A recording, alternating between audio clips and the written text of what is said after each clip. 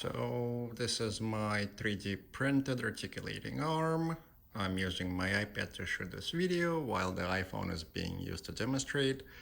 So all this is 3D printed. And then I'm using a concrete filled Home Depot bucket with a dolly and then 3/4 inch gas pipe. And then the articulating arm is attached to it. It's kind of hard to do one-handed, but basically the idea is that this arm fully articulates and is able to adjust. And then my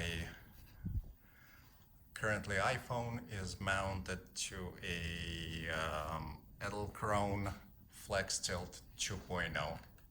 And basically I can move it up or down, and then this thing tilts and pans.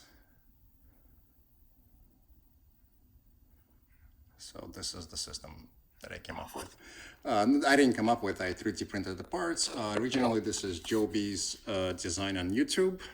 He used plywood, but then another YouTuber decided to do the 3D printed parts, so I printed them all, assembled them, and this is the system.